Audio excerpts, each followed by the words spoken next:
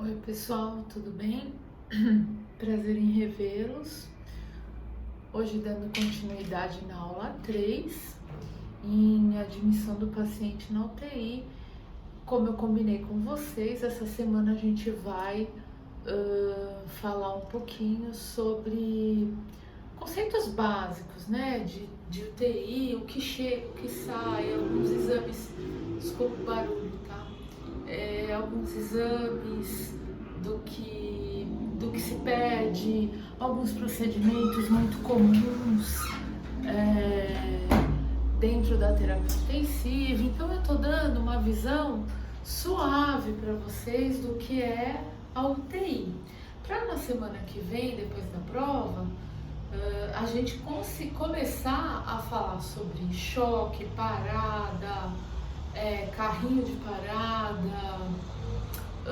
infarto, pós-operatório de grandes cirurgias e etc. Então eu estou falando tudo o que consiste na terapia intensiva para vocês terem uma ideia, né? Esse era o meu plano de aula e é o que eu acho que dá super certo. E aí, na outra semana, depois da prova, a gente pega pesado aí nas patologias. Pesado não, eu acho que é pesado quando a gente fala assim, é porque é muito conceito que tem que decorar, que é mais pra gente entender um pouco do ambiente que a gente vai se propor a estar, né? E quem curte a trabalhar, porque também às vezes quem curte, o pessoal tem me procurado muito que eu dou aula de centro cirúrgico, né? Sobre recuperação anestésica, que é muito parecido com terapia intensiva, só que o paciente fica pouco tempo. E tem alguns conceitos muito interessantes e muito próximos. E é um mercado de trabalho muito interessante, sim, para auxiliares e técnicos de enfermagem, tá? Bom, então falando em admissão de pacientes na UTI, o paciente é admitido na unidade mediante solicitação prévia de vaga do médico responsável ao plantonista. Em alguns hospitais, quem gerencia isso é a enfermeira. No caso, quando eu trabalhava no Einstein, por exemplo, eu gerenciava as vagas, junto com um núcleo só de vagas. Mas, obviamente, existem as indicações médicas e aí às vezes não tem indicação, o intensivista entra em contato, ou tem indicação, o próprio médico do paciente, o médico do pronto-socorro liga para o intensivista e as coisas fluem de acordo com os protocolos que eu mandei para vocês, principalmente em relação ao contrassenso, às vezes, do que internar na UTI. Não sei se vocês tiveram a oportunidade de ler, mas eu acho que foi um texto bastante feliz, porque hoje em dia interna tudo na UTI e com essa história do Covid não tá dando, né? Então, e aí existe essa ligação, sempre por telefone ou pessoalmente, aí vai do critério dos caras e da onde se está se trabalhando, mas existe sim essa comunicação, não chega paciente de paraquedas na UTI, porque o box tem que estar pronto, né? Tem que ter a passagem de plantão, a enfermagem tem que deixar as coisas já montadas e tudo mais, então tem que ter um consenso aí, um adendo entre a enfermagem, a equipe de enfermagem, a equipe médica, a equipe da limpeza, a farmácia tem que saber o que está acontecendo, quem vai chegar, como vai chegar. Então, por isso existe a passagem de plantão e essa intermediação entre médicos e enfermagem, tá? E aí a gente é notificado, avisado que vai subir um paciente, aí a gente já deixa o box mais ou menos preparado, né? Com o monitor ligado, testa o monitor, o ventilador, deixa um ambu, deixa uma fralda, deixa uma caixa de luva, isso é condição para você admitir um paciente.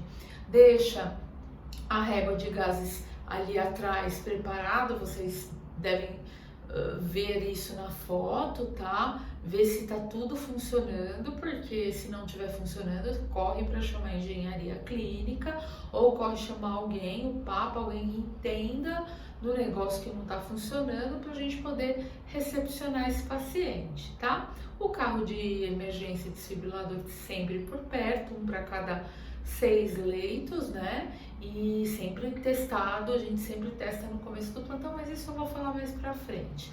Mas a depender do paciente que a gente vai receber, não precisa nem deixar o carrinho na frente do leito. Mas se for um paciente muito grave, até o carrinho a gente já deixa perto do leito, tá?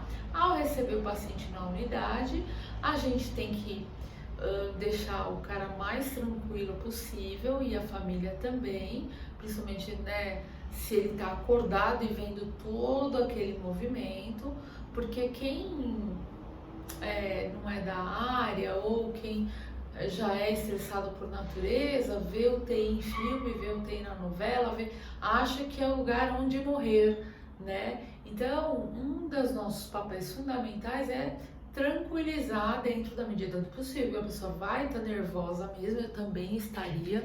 Uma vez eu tive uma infecção urinária super grave e caiu na corrente sanguínea, eu precisei ir para UTI. E eu fiquei nervosa, óbvio, né? Pô, sou mãe de 4 filhos, tava preocupada, falei, puta, vou morrer, vão me esquecer aqui, vão me enterrar lá no cemitério do Quarta Parada.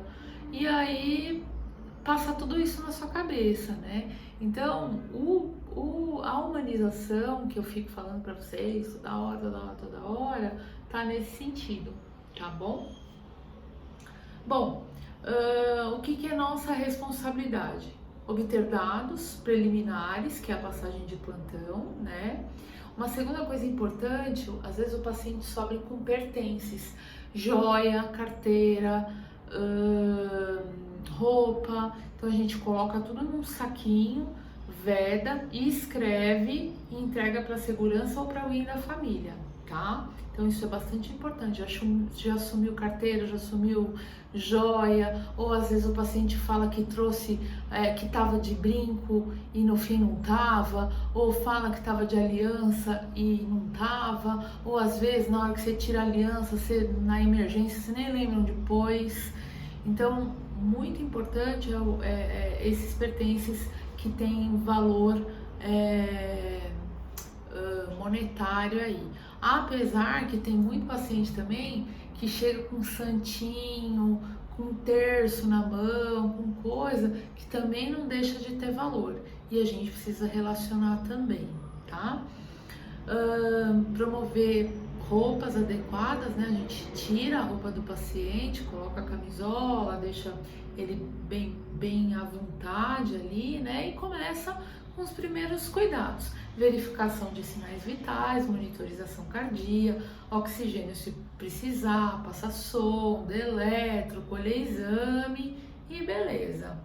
Orientar a família sobre os horários de visita, isso lá na recepção o pessoal faz, mas eles sempre querem uma segunda opinião, quer confirmar se os caras lá da recepção falaram o que era correto, tal, e aí a gente avalia, vamos deixar ficar, se for muito idoso, se for criança é obrigado a ficar, se for um cara que está muito estressado, fica. Agora, se for um cara que está profundamente grave, sedado, que a gente vai passar catéter, sonda, dar banho, fazer curativo, a gente pede para a família sair, tá?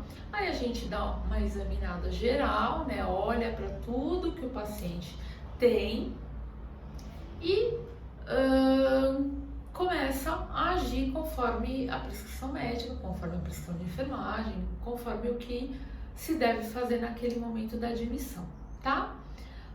Aí, suponha que esse paciente precisa de uma toma de urgência, e aí entra o transporte do paciente. O transporte do paciente intra-hospitalar é super complicado, principalmente se ele estiver na UTI, num estado gravemente enfermo, que ele esteja entubado, sedado, com droga, com máquina, com dreno, com catéter. Então, muita atenção com o transporte do paciente. Pacientes com fraturas, né? Fratura de coluna, muito importante na hora de manipular esse paciente, tá? Observar constantemente, porque eles instabilizam muito naquele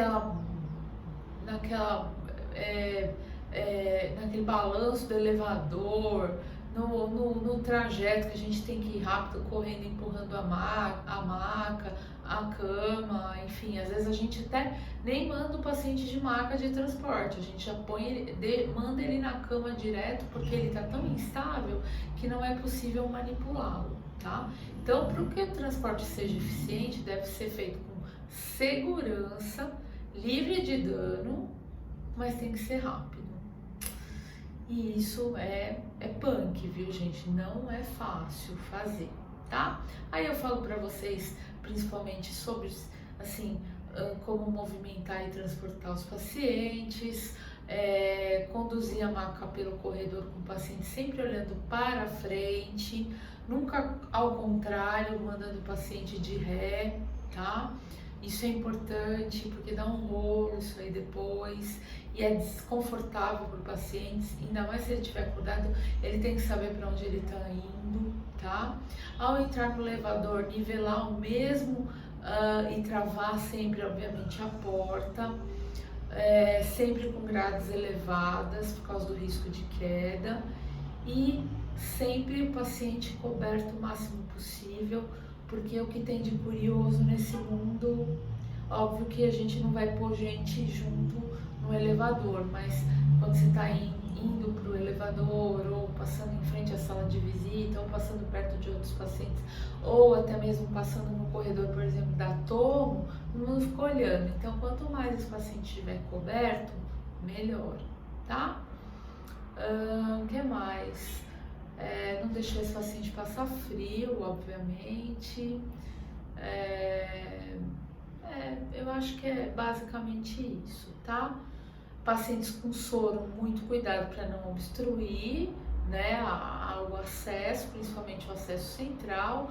Muito cuidado com o paciente com sonda, dreno e catéter, porque na hora de entrar no elevador, entra tudo de uma vez e aí cai coletor, cai o coletor do dreno de tórax, o catéter central enrosca na grade, que enrosca na parede. Então, muita atenção. E principalmente se esse paciente estiver entubado, tem que ir uma físio junto ou um médico, porque eles têm que controlar o padrão ventilatório, deixar esse paciente calmo, bem sedado, para ele não tossir e não se estubar dentro do elevador e ter uma parada respiratória. Sempre que for transportar o paciente, lembrar de levar o ambu e um cilindro de oxigênio reserva, tá? Isso, gente, eu tô falando no melhor dos mundos. Veja, no mundo que eu aprendi a ser enfermeira e que trabalhei por quase 23 anos. Agora, não é todo lugar que tem ambu sobrando, que mais? Oxigênio sobrando, não é todo lugar que tem fisioterapeuta, que dá para ir junto. Então, muita atenção aonde vocês vão fazer estágio, não é a mil maravilhas, então muito cuidado com isso, tá? Bom, outro cuidado que a gente tem que ter pacientes com sonda vesical, né, no transporte. Verificar se a sonda está fixada, manter a sonda sempre abaixo, porque se volta urina não é legal, né? Essa urina já não está mais estéril, o cara pode fazer uma infecção grave. Então, o transporte, ele pode causar iatrogenias muito importantes no paciente. E os pacientes de terapia intensiva, às vezes, fazem tomoterapia. Paciente de neuro, todo dia desce para fazer tomo, com catéter de pique, com dreno coletor, com sonda nasogástrica, com tubo, com 2 catéteres, às vezes com dreno de tórax, com sonda vesical de demora, ou se é um politrauma com uma fratura, com colar, desce daquele jeito. Então, muita atenção. Iatrogenias acontecem muito no transporte. Isso tem trabalhos direto, eu mandei para vocês o quanto ocorre iatrogenia no transporte intra-hospitalar, tá? Por isso que a Sociedade Brasileira de Segurança do Paciente, se vocês puderem entrar, é Sociedade Brasileira de Segurança do Paciente, SBSP. Tem bastante coisa legal em relação a minimizar dano, a minimizar risco, tá? Paciente com dreno de tórax, a gente nunca pinça, porque depois a gente esquece de pinçar, mas na hora que for passar ele de uma cama para outra, a gente pinça e despinça. Muita atenção, a gente só pinça no transporte para passar de uma maca para outra e sempre abaixo do tórax e despinça momentaneamente. Tem médico que já teve tanto problema que quebra a pinça e a gente que lute para quando for passar um paciente para uma cama, para uma maca para fazer qualquer procedimento. A gente dobra, passa um esparadrapo, pinta lá para o pessoal ver, depois tira isso daí, porque um dreno pinçado causa um pneumotórax gigantesco, um hemotórax, o cara tem uma parada cardiorrespiratória e aí dá uma zica do caramba, tá? Então, muita atenção no transporte desse paciente. Paciente com tubo, paciente agitado e confuso, sempre restrito, né, para evitar queda, maca com grade elevada, de preferência não, obviamente, né? Se possível, deixar esse paciente bem sedado, né, para o transporte. E se ele tiver com uma sonda gástrica, deixar ela aberta, porque naquela movimentação toda, esses caras vomitam pra caramba, né? E se a sonda nasogástrica estiver aberta, melhor ainda, tá? Bom, aí vem as infecções. Então, o transporte é uma parte de iatrogenia e a infecção é a segunda parte que a gente causa para o paciente. Fatores que predispõem à infecção no âmbito hospitalar, os mais significativos são bactérias e agora neste momento vírus. As fontes de infecção são humanas, principalmente paciente para paciente, animais, objetos ou elementos inertes. E as vias de transmissão, contato direto de pessoa para pessoa, doente para pessoa, profissional da saúde para o familiar, né? Então tem todos esses contatos aí que vocês vão ver de vetores, mas sempre pensar que os pacientes de terapia intensiva são os mais suscetíveis, porque eles estão, além da imunidade baixa por causa da doença, existe o estresse, não só o estresse emocional, mas o estresse metabólico, que faz com que a defesa desse paciente fique comprometida, tá? Medidas para infecção cruzada, né, que é a infecção dentro da terapia intensiva, nada mais do que lavar bem as mãos, manter esses pacientes isolados, evitar, como eu falei na aula passada, deixar um transplante de medula com um cara com uma pseudomonas multi-R sendo cuidado pela mesma pessoa. Sempre a limpeza total, o material limpo, estéril e a gente sempre com EPI e com a mão lavada. A mão é o maior vetor de infecção dentro da terapia intensiva. Isso não sou eu que estou inventando, tá? E nem para fazer vocês lavarem cada vez mais a mão, mas isso é comprovado, tá? Bom, existe várias possibilidades de prevenção de infecção no meio hospitalar.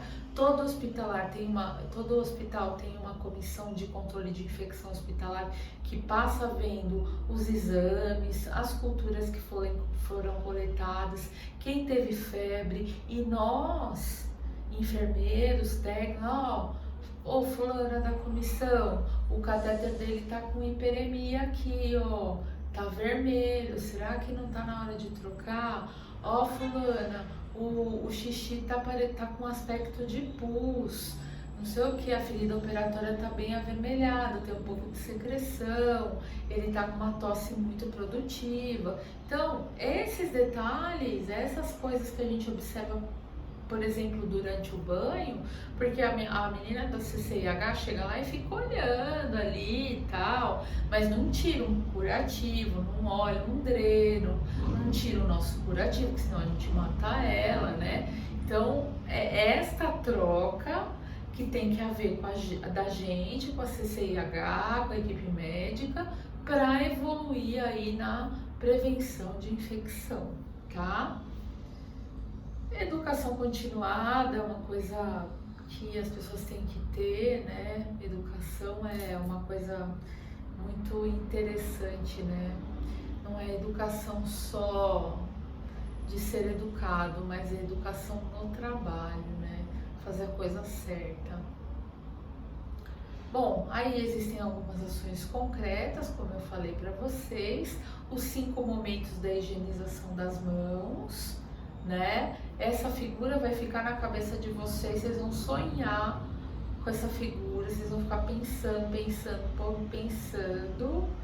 Essa figura nós criamos há 19 anos atrás, ganhamos um concurso e ela virou, assim, a Bíblia da higienização das mãos, tá bom? Então, toda aula minha vai ter essa Bíblia e esse versículo da higienização das mãos, tá bom? 5 momentos, vocês já devem ter visto isso aí, foi muito legal poder participar desse projeto, tá? Então, antes de contato com o paciente, antes da realização dos procedimentos, após o risco de exposição a fluidos, após o contato com as áreas próximas. Custa, entrou, lavou rapidinho, saiu, é até para nossa segurança mesmo, né? Bom, aí eu falo um pouquinho sobre coleta de hemocultura, que é um marcador de infecção na UTI, assim como a urocultura e a cultura da secreção traqueal. Mas a hemocultura é mais chatinha, por isso que eu fui mais em cima dela. Secreção traqueal, a físio mais que colhe, né, pelo tubo e aspira e põe lá no potinho estéreo, e xixi a gente colhe da sonda ou normalmente se esse paciente fizer na comadre. Mas a hemocultura tem uma série de coisinhas que a gente tem que fazer a coleta certa para não dar um falso positivo ou um falso negativo, tá? Que mais? Existem alguns protocolos de controle de infecção, como eu já falei para vocês, relacionados também à coleta de exames pelo catéter, tá?